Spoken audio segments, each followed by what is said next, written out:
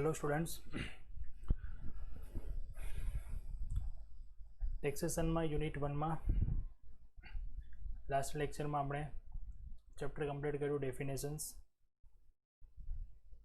અને इंट्रोडक्शन। ત્રીજું ચેપ્ટર છે આ યુનિટ में इनकम टेक्स ऑथोरिटीज।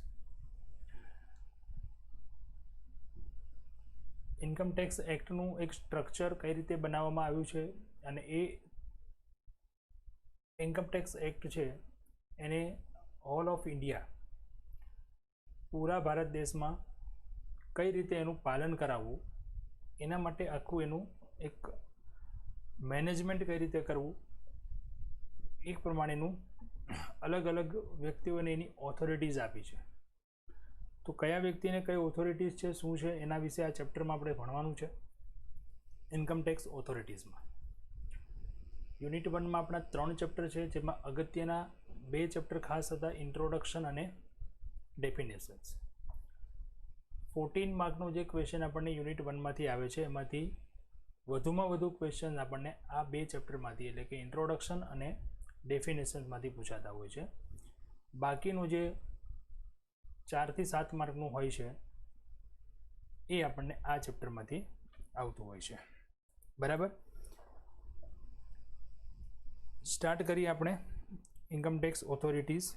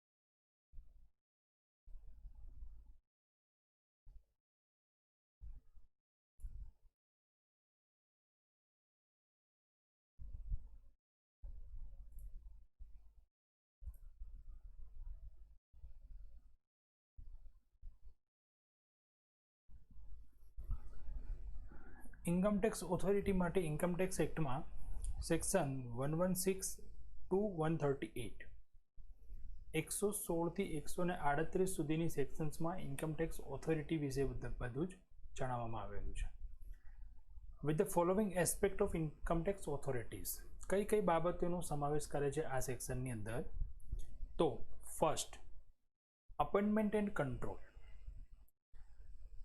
कोई एक्ट है तो ये एक्टનું પાલન કરવું અને એના પર કંટ્રોલ લાવવા માટે કયા વ્યક્તિની કઈ કોણ અપોઇન્ટમેન્ટ કરી શકે અને કયો ડિપાર્ટમેન્ટ કોણ કંટ્રોલ કરી શકે, બરાબર છે, એ બાબત છે। બીજું છે જ્યુરિસ્ડિક્શન। જ્યુરિસ્ડિક્શન એટલે આપણે કયા કયા વિસ્તાર કઈ રીતે કયા જ્યુરિસ્ડિક્શનમાં આવશે, કઈ હદમાં આવશે એ પ્રમાણે વિભાગો પાડવા। પાવર્સ એટલે કે કોને કેટલી સત્તા આપવી અને ડિસ્ક્લોઝર ઓફ ઇન્ફોર્મેશન કઈ રીતે કોના દ્વારા ક્યાંથી ક્યાં પહોંચાડવી, બરાબર। આ બધાનો સમાવેશ આટલી સેક્શનમાં એટલે કે 116 થી 138 સુધીમાં કરવામાં આવે છે। ખાસ કરીને ઇન્કમ ટેક્સ એક્ટ છે એનું કંટ્રોલ કહીએ કે એનું મેનેજમેન્ટ કહીએ કે એનું સ્ટ્રક્ચર જે છે એ ફોલો કરવા માટે એક બોડી એટલે કે એક એસોસિએશન જેવું બનાવવામાં આવ્યું છે જેને કહેવામાં આવે છે central board of direct tax. એટલે કે the central board of direct taxes is the supreme executive authority. Supreme executive authority એટલે ઇન્કમ ટેક્સનું પાલન કરવા માટે જ આ એક બનાવવામાં આવ્યું છે CBDT, જે આપણે કહીએ central board of direct tax, and has the authority over all the officers and other persons responsible for the administrator, બરાબર છે। આ CBDT ને બધું જ પાવર આપી દેવામાં આવ્યો છે ઇન્કમ ટેક્સ એક્ટની અંદર, જે ઓલ ધ ઓફિસર્સ બધા જ ઓફિસર્સ પર એનું કંટ્રોલ હોય છે અથવા બીજા કોઈ પણ પર્સન્સ જે રિસ્પોન્સિબલ હોય, જે તે પણ એડમિનિસ્ટ્રેશનને, જે પણ વહીવટીતંત્રને. The most important authority is the assessing officer. આમાંથી તમને શોર્ટ નોટ પૂછાશે. શોર્ટ નોટમાં આ એસેસિંગ ઓફિસર વિશે વધુમાં વધુ અત્યાર સુધી પૂછાયેલું છે. એસેસિંગ ઓફિસર્સ પણ એને કહી શકીએ અને ઇન્કમટેક્સ ઇન્સ્પેક્ટર પણ કહી શકીએ. Who comes in direct touch with the SSC.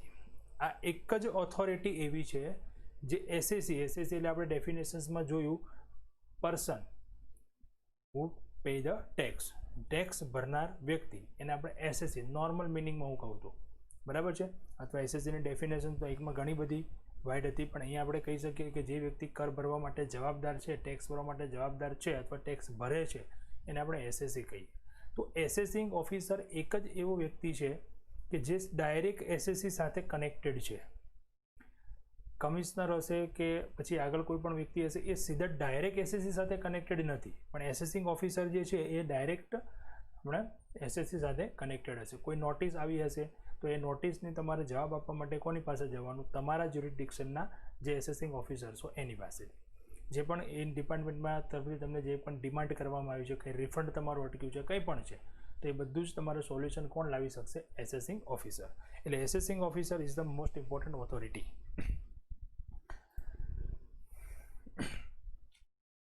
As per section 2(7)A, જો સેક્શન 2 છે ને, એ સેક્શન 2માં દરેકની ડેફિનેશન્સ આપ્યું હોય, કોઈ પણ એક્ટ હોય, ઇન્કમટેક્સ એક્ટ નહીં, કોઈ પણ એક્ટમાં સેક્શન 2 એ સ્પેશિયલ ડેફિનેશન્સ માટે આપી છે.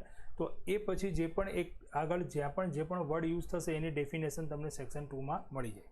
તો સેક્શન 2(7)A માં અહીં આપણને એસેસિંગ ઓફિસર્સનો મિનિંગ આપ્યો છે. શું કહેવામાં આવે છે?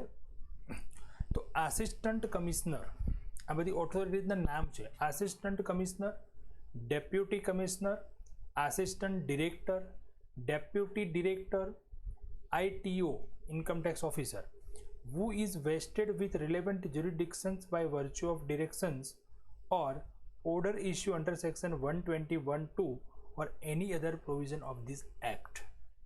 એટલે આસિસ્ટન્ટ કમિશનર છે, ડેપ્યુટી કમિશનર છે, આસિસ્ટન્ટ ડિરેક્ટર છે, આ બધા જ જે છે એ રિલેવન્ટ જ્યુરિસડિક્શન એટલે કે એમને જે પણ ડિપાર્ટમેન્ટની અંદર જે તે શું કહેવાય આપણે વિભાગોની અંદર એમની અપોઇન્ટમેન્ટ કરી હોય ત્યાં એ લોકો ઓર્ડર ઇસ્યુ કરી શકે છે, બરાબર છે. અને એની અધર પ્રોવિઝન એટલે કે કોઈ પણ આ એક્ટની પ્રોવિઝન અંડર એ લોકો ઓર્ડર ઇસ્યુ કરી શકે છે. Additional commissioner, additional director, joint commissioner, joint director, આ પણ એક ઓથોરિટી છે દરેક.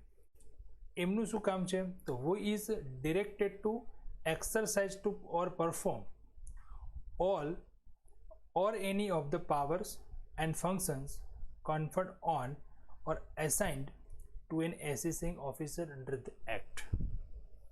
Additional commissioner, additional director, joint commissioner કે જોઈન્ટ ડિરેક્ટર, આ લોકો એમના પાસે સત્તા છે કે એમને જે તે પણ ફંક્શન્સ જે પણ કાર્યો પૂરા કરવા છે એમના માટે એસેસિંગ ઓફિસરની અપોઇન્ટમેન્ટ કરી શકે. ફર્સ્ટમાં જોયું તો એ લોકો શું કરે છે? એમના જ્યુરિસડિક્શન પ્રમાણે એમને જે તે એસએસસીને નોટિસ આપવી કે જે કરવું એ આપે છે.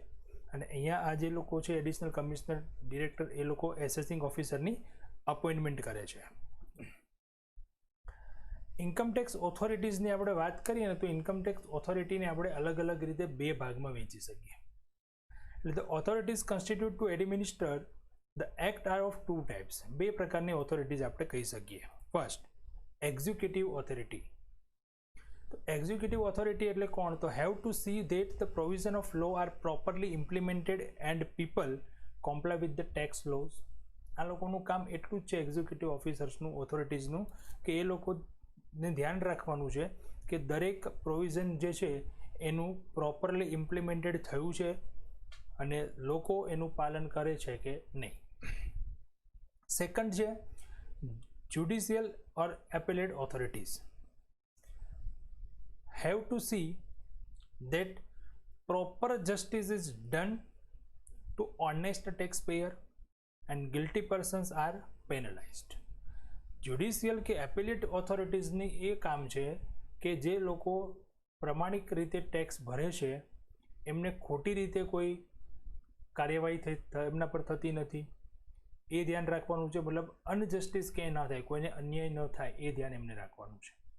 જ્યારે પહેલી ઓથોરિટી જે એક્ઝિક્યુટિવ છે એમને શું કરવાનું છે, તો કાયદાનું બરાબર પાલન થાય છે, લોકો બધી જ પ્રોવિઝનનો યુઝ કરે છે, બધાનું પાલન કરે છે, ક્યાંય કોઈ ગેરઉપયોગ નથી કરતા, એ એમને ધ્યાન રાખવાનું છે. અને એમને પછી પેનલાઇઝ કરવા કે શું કરવું એમનું કામ એ છે. જ્યારે બીજી ઓથોરિટી જે છે જ્યુડિશિયલ એપેલેટ ઓથોરિટી, એ લોકોનું કામ શું છે, તો કોઈ પણ જેન્યુઅન પર્સન જે છે એ જેન્યુઅન પર્સનને ખોટી રીતે કોઈ અનજસ્ટિસ ન થાય એ ધ્યાન એમને રાખવાનું છે. બરાબર.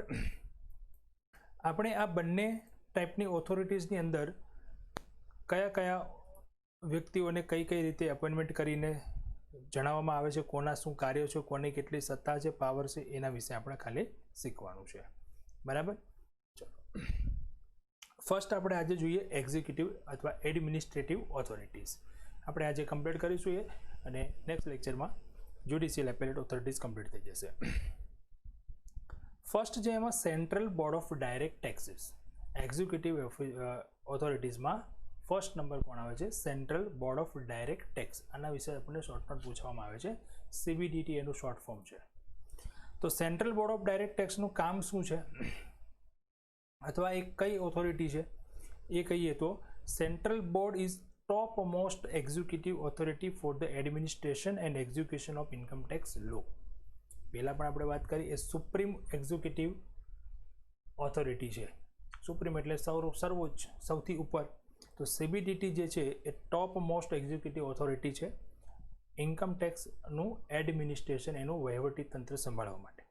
This board was created under the Central Board of Revenue Act 1963. આ નાના નાના પોઈન્ટ ખાસ યાદ રાખો, આનામાં શોર્ટ ક્વેશ્ચન અથવા તો MCQ વગેરે પૂછવામાં આવે.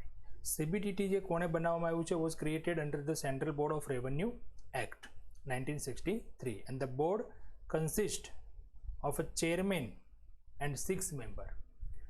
આ CBDTમાં કેટલા કુલ મેમ્બર હોય છે, કેટલા વ્યક્તિઓની એના અંદર અપોઇન્ટમેન્ટ નિમણૂક કરવામાં આવે, તો એક ચેરમેન હોય અને બાકી 6 મેમ્બર્સ હોય.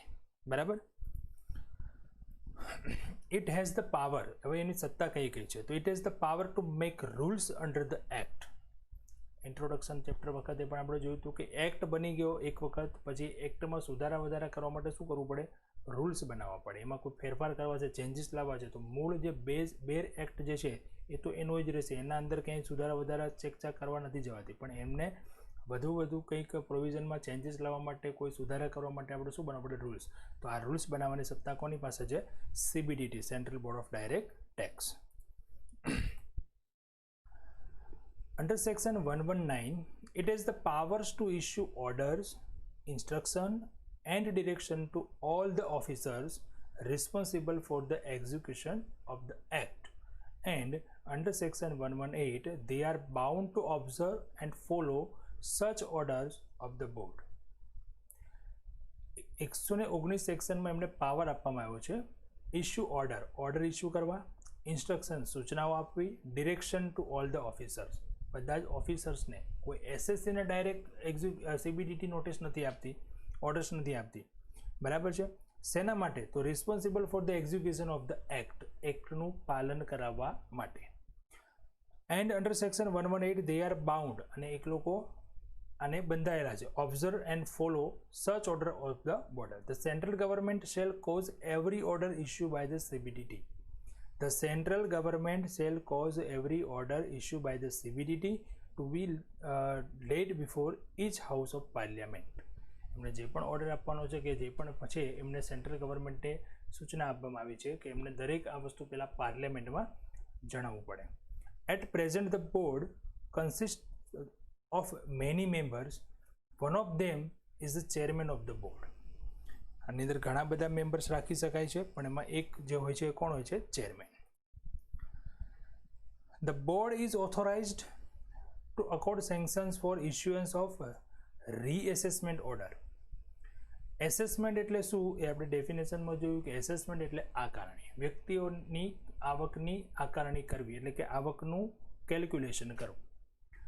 એક વખત કોઈ વ્યક્તિએ પોતાનું એસેસમેન્ટ કરી અને એના પર રિટર્ન ફાઇલ કર્યું, ટેક્સ ભરી દીધો, ઇન્કમ ટેક્સ ડિપાર્ટમેન્ટને બધી ઇન્ફોર્મેશન આપી દીધી, ડિસ્ક્લોઝ કરી દીધું બધું, પણ આને રીએસેસ કરવા માટેની સત્તા બોર્ડ પાસે છે. બરાબર. The board can declare an organization as a company. બરાબર, board can declare an organization as company. It can entertain objection in respect of search and seizure under the act. આ બધી એમની સત્તાની વાત કરી છે, એમના કાર્યોની વાત કરી છે કે એમને શું કાર્ય કરી શકે છે અને શું એ એમની પાસે એમનો પાવર શું છે. It can entertain objection respect of search of seizure under the act. Search કરવું, કોઈને ત્યાં તપાસ કરવી, આ તે બધું એમની પાસે એની ઓબ્જેક્શન પણ એમની એ લાવી શકે છે. It can also approve reduction of waiver of penalty. Penalty અને કોઈ ટેક્સમાં ઘટાડો કરવો કે ગમે તે હોય તો સજામાં ઘટાડો કરવો વગેરેની સત્તા પણ એની પાસે છે, સીબીડીટી પાસે. It can issue orders containing guidelines, principles or procedure to be followed by income tax authorities in the work relating to assessment or collection of revenue, etc. It can issue orders. A order આપી શકે છે જેના અંદર guideline હોય, principal હોય, procedure માટેના એના principles હોય, બરાબર છે, અને ફોલોડ કોને કરવાના છે? ઇન્કમ ટેક્સ ઓથોરિટી, એટલે જે આપણે એના પછીની એના અંડરમાં જે ઓથોરિટીઝ આવતી હોય એની વાત કરીએ છીએ. Work relating to assessment, collection of revenue, એટલે કે આવક મેળવી ટેક્સ કઈ રીતે કલેક્ટ કરવો. The board has no power to issue orders. કયા ઓર્ડર ઇસ્યુ કરવાનો પાવર નથી એમની પાસે? તો instruction or direction so as to interfere with the discretion of the appellate assistant commissioner or the commissioner in the exercise of the appellate function. એટલે CBDT પાસે order ને guideline ને બધું આપવાની સત્તા છે, પણ એમને એપેલેટ જે છે, એપેલેટ કમિશનર કે આસિસ્ટન્ટ કમિશનરને કોઈ પણ જાતનો ઓર્ડર કે કોઈ પણ જાતની ગાઈડલાઇન કે કોઈ પણ જાતનું ઇન્સ્ટ્રક્શન આપવાની સત્તા એમની પાસે છે નહીં. બરાબર. સેકન્ડ છે એસેસિંગ ઓફિસર. આપણે એક્ઝિક્યુટિવ ઓથોરિટીઝની વાત કરી છે, જેમાં ફર્સ્ટ હતું central board of direct tax અને સેકન્ડ નંબર છે assessing officer, the top most important authorities of income tax. એને ઇન્કમ ટેક્સ ઓફિસર ITO પણ કહી શકાય, AO પણ કહી શકાય. There are two classes. બે ક્લાસ એટલે કે બે ટાઈપના હોય છે, class 1 and class 2. Class 1 ITO appointed by central government and class 2 ITO appointed by commissioner of income tax. બરાબર છે. કોણ કોની એપોઇન્ટ કરે છે ધ્યાન રાખો. બે ટાઈપના ઇન્કમ ટેક્સ ઓફિસર છે. ફર્સ્ટ છે 1, એને સેન્ટ્રલ ગવર્મેન્ટ દ્વારા અપોઇન્ટ થાય છે, અને સેકન્ડ જે છે એ કમિશનર ઓફ ઇન્કમ ટેક્સ દ્વારા અપોઇન્ટ થાય છે. He occupies a very important position in the whole setup of income tax. વાત કરીએ પેલા ટોપ મોસ્ટ ઇમ્પોર્ટન્ટ ઓથોરિટી છે આ. He is the first person who comes in direct contact with SSE. બરાબર, કોઈ પણ SSE સાથે ડાયરેક્ટ કનેક્ટમાં આવતું આ ફર્સ્ટ પર્સન છે. એટલે પહેલાં સૌથી પહેલાં કંઈ પણ ઇસ્યુ બનશે તો આપણે સૌથી પહેલાં આપણે પર્સન SSE તરીકે આપણે સૌથી પહેલાં કોને મળવું પડશે? ITO એટલે કે ઇન્કમ ટેક્સ ઓફિસર્સને અથવા એસેસિંગ ઓફિસર્સને મળવું પડશે. He is the person who initiate the assessment. Assessment કરી શકે છે. Make the assessment order after verifying the particulars given in the written by the assessor. Normal વ્યક્તિઓની જે વસ્તુઓ હશે ને અમુક, તો એ તો એસેસિંગ ઓફિસર સુધી જ કમ્પ્લીટ થઈ જશે, આગળની ઓથોરિટી સુધી પહોંચશે જ નહીં. બરાબર, એટલે એમની પાસે સત્તા હોય છે કે નોર્મલ કેસ તો અહીંયા સુધી જ આપણા ક્લિયર થઈ જતા હોય. એ makes the demand for income tax. Income ટેક્સની ડિમાન્ડ કરી શકે છે. કોઈનું એસેસમેન્ટ કર્યું છે, એમણે એસેસમેન્ટ બરાબર નથી કર્યું, આવક છે છુપાવી છે, ગમે તે, તો એ બધું એએસએસસી પાસે ડિમાન્ડ કરી શકે છે કે આટલું ટેક્સ તમારે ભરવાનો છે. He has to makes assessment of SSC covered under his department. એટલે અલગ અલગ જ્યુરિડિક્શન કે ડિપાર્ટમેન્ટ પ્રમાણે અલગ અલગ ઇન્કમ ટેક્સ ઓફિસર્સની એપોઇન્ટમેન્ટ કરવામાં આવતી હોય, તો એમના ડિપાર્ટમેન્ટની અંદર, એમના જ્યુરિડિક્શનની અંદર જે પણ એસએસસીસ આવતા હોય એમનું એસેસમેન્ટનો ઓર્ડર પણ એ કાઢી શકે છે, મૂકી શકે છે. He has to also supervise the work done by inspectors and other employees working under him. એટલે એના અંડરમાં પછી ઇન્કમ ટેક્સ ઇન્સ્પેક્ટર અને એમ્પ્લોઈઝ કામ કરતા હોય છે, તો એમનું સુપરવાઇઝરનું કામ પણ એને કરવાનું હોય છે. If an SSE is not satisfaction with the order passed by the assessing officer, an appeal can be filed with the income tax commissioner. SSE પાસેથી સોરી એસેસિંગ ઓફિસર્સ પાસેથી એસએસસીને સેટિસ્ફેક્શન ન મળે એના કોઈ જવાબનો એસેસમેન્ટ કર્યું છે, ટેક્સની ડિમાન્ડ કાઢી છે અને ટેક્સની ડિમાન્ડ રોંગ છે કે કોઈ પણ પ્રોબ્લેમ છે અને એસેસિંગ ઓફિસર માનવા તૈયાર નથી, એમની પાસે સેટિસ્ફેક્શન ન થઈ શકે, મતલબ ત્યાં જો કોઈ ડિસ્પ્યુટ ઊભા થાય બંને વચ્ચે, તો પછી એ એસએસસી માટે હજુ એક વસ્તુ છે કે એ એની અપીલ ક્યાં કરી શકે છે? ઇન્કમટેક્સ કમિશનરને within a period of 30 days from the service of notice of demand. જે ડિમાન્ડ નોટિસ આવી છે એ ડિમાન્ડ નોટિસના 30 દિવસની અંદર.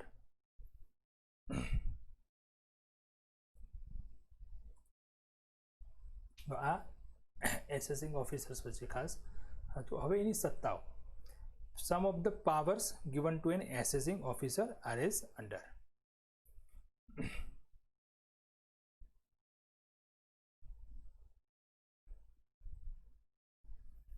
First, power to make assessment and issuing notice of demand on and to an SSE.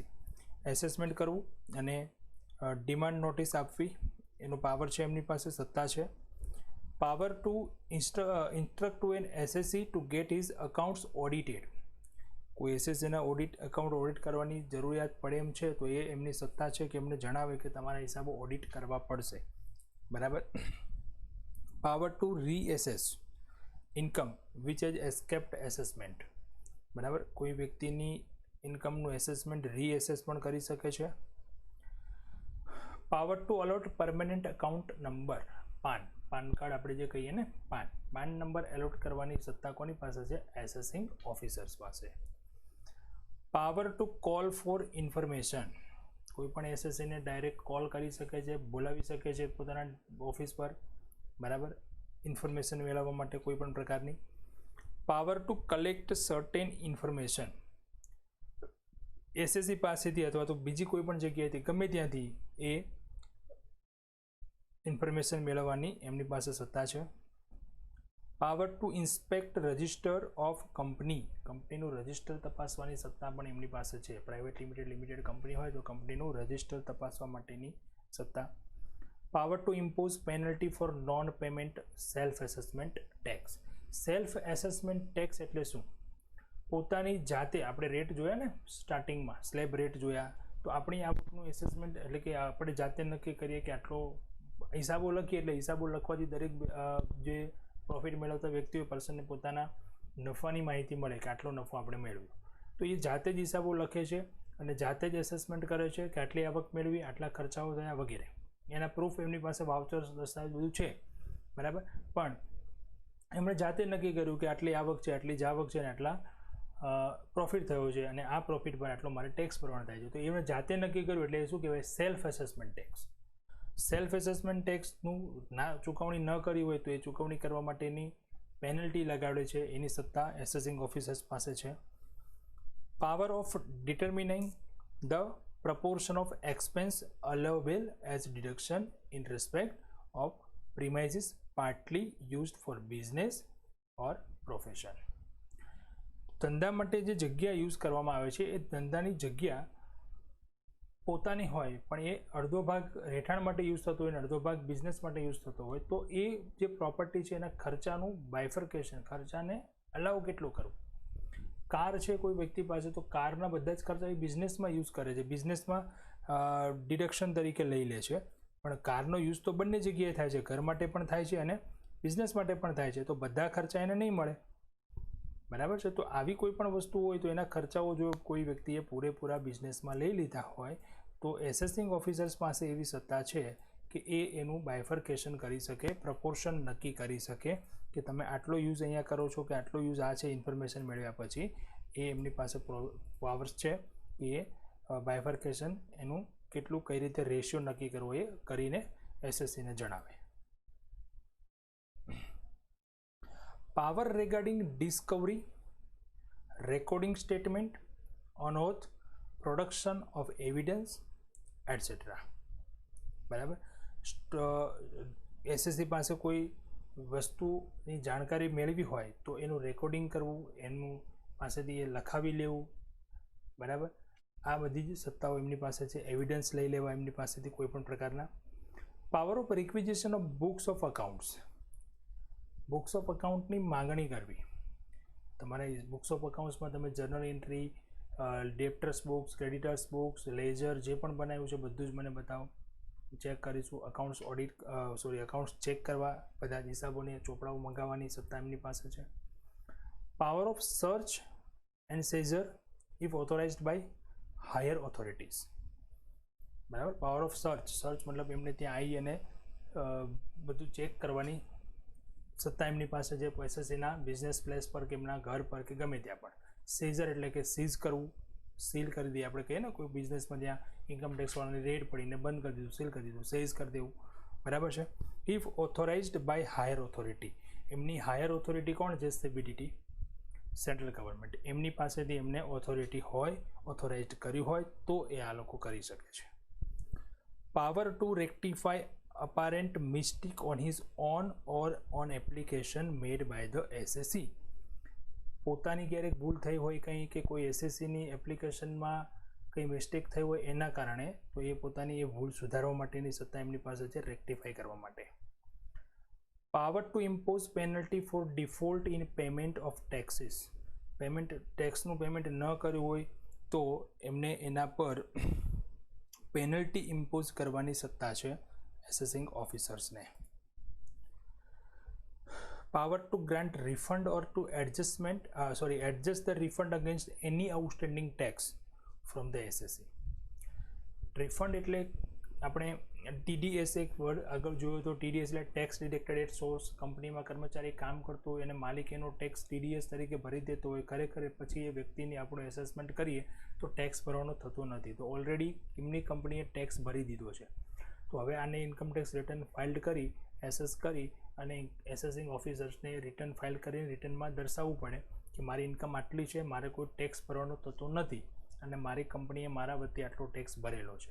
તો એ tax જો એમને નહીં થતું હોય તો એ ટેક્સ એને ડિપાર્ટમેન્ટ રિફંડ કરશે. આ રિફંડ આપવાની સત્તા કોની પાસે છે? એસેસિંગ ઓફિસર્સમાં છે. અથવા કોઈ જૂનો ટેક્સ લાયબિલિટી હોય અને એમની રિફંડ અત્યારે હોય, એટલે કે જમા થયો હોય ટેક્સ, તો એ જૂની આઉટસ્ટેન્ડિંગ લાયબિલિટીની સામે એ ટેક્સ એમની સાથે એડજસ્ટ કરી શકે છે assessing officer. Power to withhold refund in certain cases. Refund અટકાવવાની સત્તા પણ એમની પાસે છે. Power to issue a certificate to an assessee for receiving any income without deduction of tax at source. Deduction tax at source એટલે TDS. અમુક આવકો એવી છે ને કે એ મેળવો એટલે તમારું TDS, જે તમને વ્યક્તિ આવક આપે છે એ TDS કાપશે જ. બરાબર. તો અહીંયા આ એસેસિંગ ઓફિસર્સ પાસે એવી સત્તા છે કે અમુક આવક તમે મેળવો તો એના અંદર તમને છૂટ આપી શકે કે અમને આ આવક પર TDS કાપવામાં આવશે નહીં, કેમ કે એને ટેક્સ લાયબિલિટી થતી નથી. Power to grant relief in respect of an arrears of salary received by an SSC. હવે સેલરીના કેસમાં એવું થાય કે માની લો કે કોઈ વ્યક્તિ છે, એમની સેલરી મંથલી સેલરી સ્લિપમાં 90,000 છે અથવા તો 1 લાખ રૂપીસ છે. હવે 12 મહિનાની સેલરી આપણે કેલ્ક્યુલેશન કરીએ તો 12 લાખ રૂપિયા થઈ. હવે આ વ્યક્તિના કેસમાં કેવું થાય કે એમનું તો ઇન્કમ 5 લાખથી ઉપર થઈ ગઈ, એટલે પહેલાં તો રિબેટનો બેનિફિટ નહીં મળે, એટલે કે એમનો ટેક્સ વધારે આવશે. હવે ખરેખર બને એવું કે મંથલી એમની સેલરી 1 લાખ છે પણ એમને મળે છે 50,000 જ બધું ડિડક્ટ થતાં, અથવા તો મળે છે 50,000 અને મળવાની બાકી જે સેલરી, અને આપણે ગણી લઈએ છીએ 12 મહિનાની સેલરીના ચેપ્ટરમાં આપણે આ સેલરી વિશે ઘણું બધું શીખીશું. અત્યારે જસ્ટ એક ઇન્ફોર્મેશન છે, અહીંયા તો આપણે ખાલી જાણીએ કે સેલરી કઈ રીતે હોય છે. એરિયર્સ સેલરી એટલે પગાર મળવાનો બાકી. માર્ચ મંથમાં આપણને પગાર ખરેખર મળતો નથી, એ પગાર તો આપણને ક્યારે મળવાનો? એપ્રિલમાં.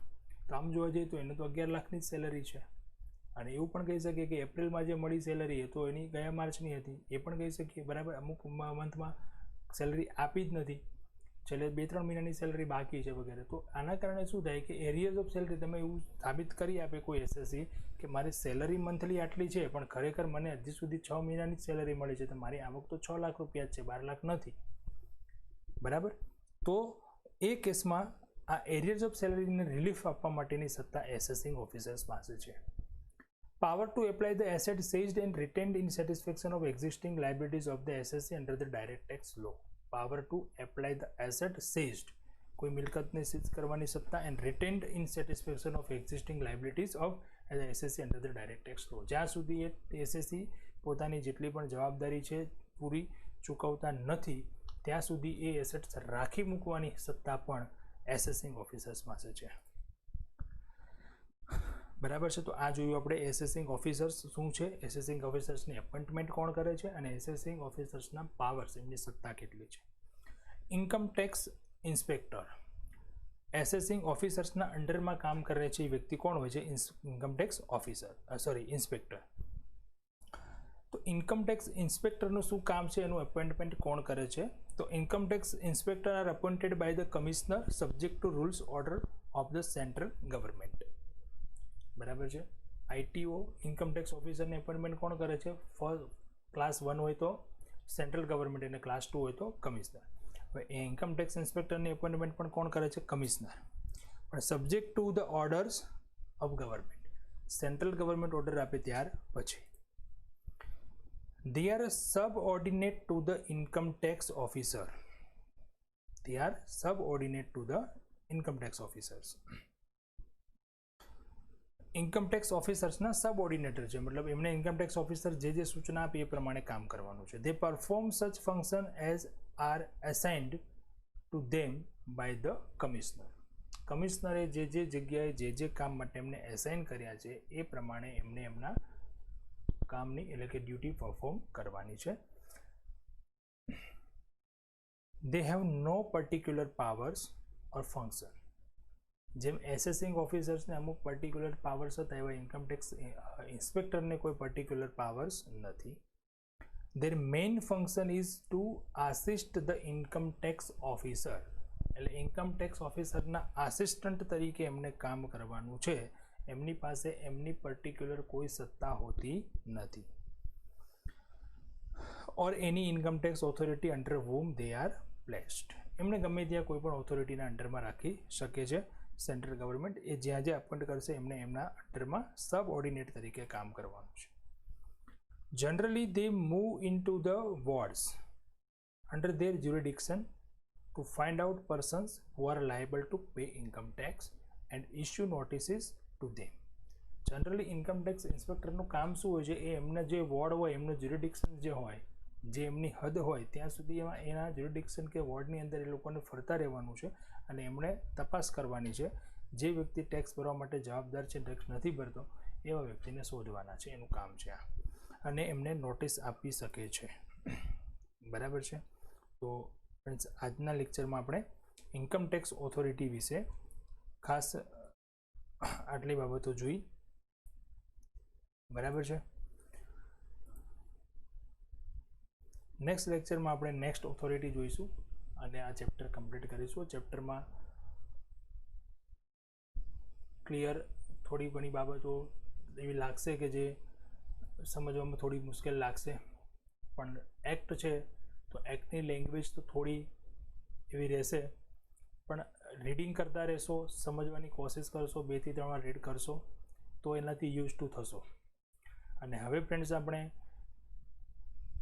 ક્યાંય પણ જોબ કરવા જઈશું કે ગમે તે કોઈ બિઝનેસ કરશો કે ગમે તે કરશો તો આ બધી વસ્તુની નોલેજ હોવું જરૂરી છે. બરાબર છે. ઓનલી એક્ઝામ વ્યૂથી જ આપણે જોવાનું નથી કે એક્ઝામ માટે આટલું વાંચી લીધું, તૈયાર કરી લીધું અને એક્ઝામ પાસ થઈ ગયા, સારા માર્ક્સ આવી ગયા.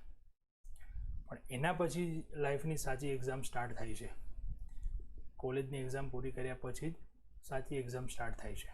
તો ત્યાં આપણી પાસે આપણું જે નોલેજ એ જ આપણી ડિગ્રી ગણાશે.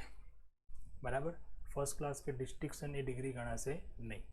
તો એક્ઝામ વ્યૂ તો બરાબર છે, પણ નોલેજ માટે પણ આ બધી વસ્તુ જરૂરી છે અને બહુ જ તમને બ્રીફમાં મેં આપી છે. એટલે આ જેટલી પણ વસ્તુ મેં અહીંયા કરાવી છે આજે, જે પણ તમને PDF મળે બુકમાં લખો અને એની એ વસ્તુ 2-3 વખત રીડ કરો, તૈયાર થઈ જશે. એક્ઝામમાં પણ ઉપયોગી છે અને લાઈફ ટાઈમ માટે પણ ખૂબ જ ઉપયોગી છે. ઓકે, તો મળીએ નેક્સ્ટ લેક્ચરમાં. નેક્સ્ટ ઓથોરિટીઝની ચર્ચા કરીશું અને પછી આપણે આપણું સેકન્ડ યુનિટ સ્ટાર્ટ કરીશું, જેમાં આપણું પ્રેક્ટિકલ ચેપ્ટર ત્યાંથી સ્ટાર્ટ થશે. ઓકે, જય પ્રભુ ટુ ઓલ ઓફ યુ.